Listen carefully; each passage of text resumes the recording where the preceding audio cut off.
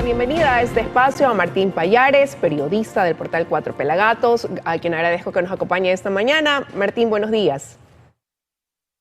Buenos días, Liz.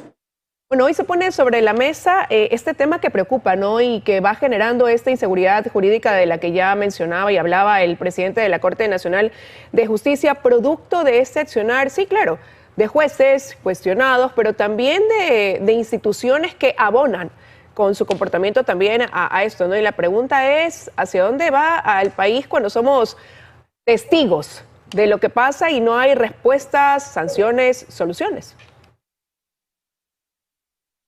Sí, Liz, yo no tengo la respuesta. Vivimos en una maraña institucional heredada de una constituyente, la de Montecristi, ¿no es cierto?, que permitió, que hizo todo este entramado que permite este abuso de las acciones de protección constitucional, que tiene este organismo como el Consejo de Participación Ciudadana, que vemos que ahora es centro de una inmensa polémica y es absolutamente obvio porque la misma existencia de ese Consejo de Participación es una aberración institucional y que deriva en una aberración política. Tenemos una clase política que definitivamente no tiene ninguna intención de solucionar estos problemas, de dar un paso adelante. Tenemos un gobierno débil, arrinconado, que tampoco no da señales de que tenga una salida ante esta situación, ¿no es cierto? En la Asamblea tenemos partidos que lo único que les interesa es ya sea desestabilizar o, como lo que está ocurriendo ahorita, mover las fichas del sistema judicial simplemente para que movimientos como el correísmo logren tener impunidad, cambiar jueces, echar abajo sentencias que impiden que ciertos cuadros no puedan estar habilitados políticamente. Pero, y claro, partiendo o quizás centrándonos en los recientes casos, ¿no? Ahora se habla hasta de intromisión en otras funciones del Estado. El presidente Guillermo Lasso siempre ha dicho que ellos no pueden interferir en otra, y hoy se pone en cuestionamiento cuando se revelan audios, por ejemplo, esta conversación entre el consejero de gobierno y quien fue designado como superintendente de bancos, el señor González, donde le pide renuncie, le advierte, vas a ver, el señor Aparicio Caicedo reconoce que fue pues, un momento de ofuscación, pero vemos al presidente de la Asamblea que envía un comunicado al Consejo de la Judicatura y al presidente de la Corte diciéndole que actúen para que no se den estas intromisiones en otros poderes del Estado, y un Consejo de Participación que dice que actúa independientemente. A ver, Liz, es absolutamente repudiable, lamentable que el Ejecutivo o que cualquier función del Estado se entrometa en otra de las funciones, ¿no es cierto? Lo que hemos visto, la forma en que el gobierno ha tratado de influir en este organismo es absolutamente repudiable. Pero estamos en estas circunstancias porque prácticamente no existe otra posibilidad. Ese organismo está puesto ahí y funciona de esa manera. Fue concebido para que sea cooptado por los poderes de turno, para que a los poderes de turno incluso no les quede otra alternativa. Y aquí hay mucha hipocresía también. Hemos visto que el consejero Caicedo ha estado tratando de influir, pero durante todos estos años, Liz, absolutamente todos estos años, ese organismo ha sido objeto de presiones y de metidas de mano, no solo del Ejecutivo, sino de ciertos movimientos políticos, hasta que se conformó esta mayoría que había funcionado mal que bien en el Consejo de Participación. Es una mayoría que ha estado alineada al gobierno y que ha sido una mayoría anticorreísta. Había otra mayoría y que era manejada por el Partido Social Cristiano y el correísmo, en alianza con uno de los consejeros del ex MPD. Entonces, también hay mucha hipocresía tras de este escándalo, porque ese Consejo de Participación ya había sido tomado por otros movimientos políticos, ¿no es cierto?, que interferían. Ahí había un operador que todo el mundo sabe, era el asambleísta Luis Almeida del Partido Social Cristiano. Él manejaba ese Consejo de Participación.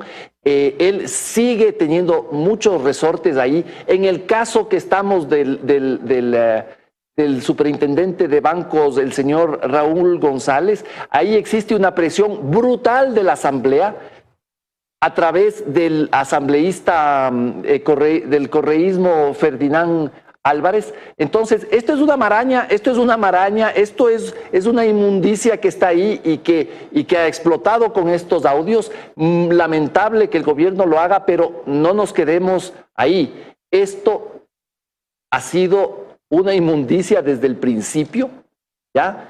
Y que tampoco vengan con ciertas hipocresías algunos miembros de otros partidos, ¿no? Y ahí, claro, habrá que ver cómo termina de resolver ese Consejo de Participación que hoy dice, pues hay una mayoría que ha dejado solo al presidente de ese organismo, que propone avanzar con esa terna enviada por el presidente de la República, mientras otros dicen ya designamos a un superintendente de bancos. Pero eso por un lado. Y por otro lado también estas respuestas que decía el presidente de la Corte debe dar el Consejo de la Judicatura en otro tipo de acciones, como lo del juez de Portoviejo ayer detenido por haber actuado fuera de su competencia porque estaba ya sancionado por un proceso, y otorgar estos habeas corpus. A ver, de lo que yo conozco, Liz, el juez que dio ese habeas corpus estaba de hecho suspendido. Él había es una historia de realismo mágico, ¿no? Lo que ocurrió. Este juez le citan a un juicio penal a las 12 del día, les llega el autollamamiento a juicio. Él inmediatamente, porque así lo dice la ley, inmediatamente queda fuera de funciones, pero sin embargo él, hasta que esa orden se oficialice, etcétera, él se da modos de hacer un habeas corpus, ¿no es cierto?, a favor de dos personas que ni siquiera le habían solicitado, que es el señor Glass y el señor Salcedo. ¿Cómo hace para dar este habeas corpus? Aprovecha un caso que tenía pendiente de otro señor, un señor de apellido Araujo, que había tenido un accidente en el 2014 en Quijos y que le dolía mucho los huesos por unos clavos que tenía, etcétera. Y da el razonamiento para el habeas corpus de este señor Araujo y dice, por lo tanto, extiendo al señor Glass y Salcedo. Entonces, aquí hay una serie de cosas absolutamente pero más allá de esos absurdas, hechos, ¿no?, que acabas de relatar, Martín, está el hecho de también en lo que ha estado implicado quizás este juez que ahora sale a la luz pública. Tenía otros procesos y la pregunta es ¿cómo se han establecido las investigaciones o sanciones por parte incluso del Consejo de la Judicatura, que decía el presidente de la Corte es quien debe tomar aquí las cartas en el asunto y resolver?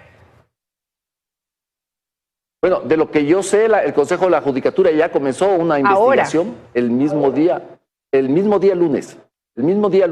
Pero ya este juez venía pues con otras causas, ¿no? Entonces, al momento en que se le permite a lo mejor seguir operando, y él toma estas decisiones como la que ya acabamos de conocer, el seguir otorgando recursos y dar paso a su proceder.